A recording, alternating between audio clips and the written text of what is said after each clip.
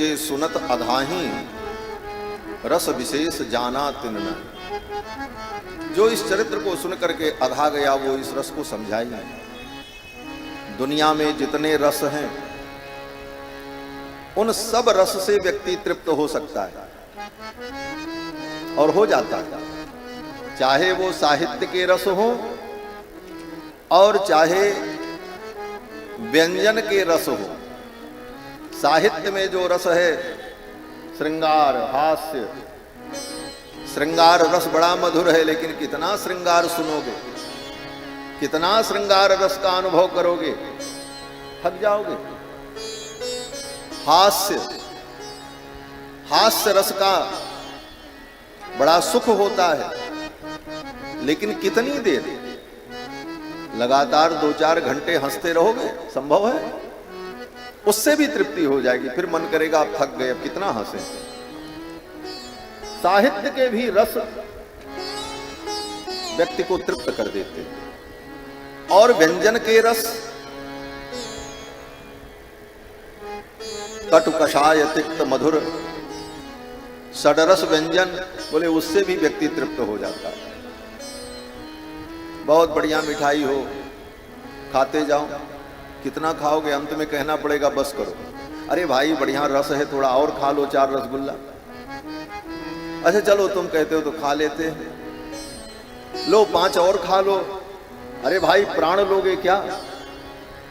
अंत में व्यक्ति कहेगा बस अब हम तृप्त हो गए, अब नहीं चाहिए।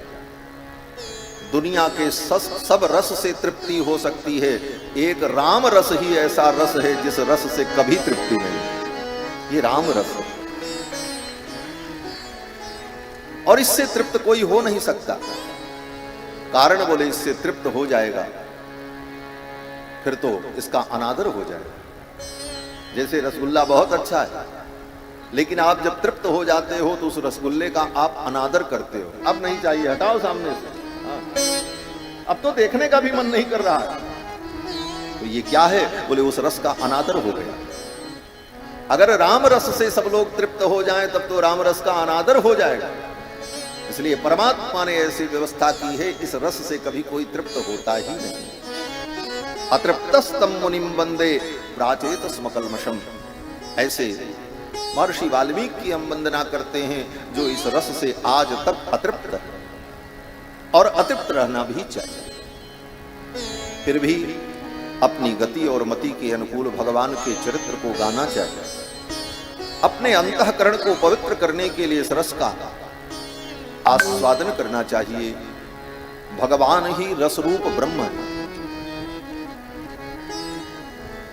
इसीलिए वेदों में भगवान को रस कहा गया है। रसो वै सह हेवायं लब्ध्वानंदी भवति। रसो वै सह, वो परमात्मा रस रूप है और उस रस से कभी तृप्ति नहीं होती। वो रस कौन है? बोले वही राम जी। इस रस का महत्व क्या है? बोले जो रसिक होगा वही इसका महत्व जानेगा। रसिकन की गति कथा कहानी, रसिक भय तो सरस।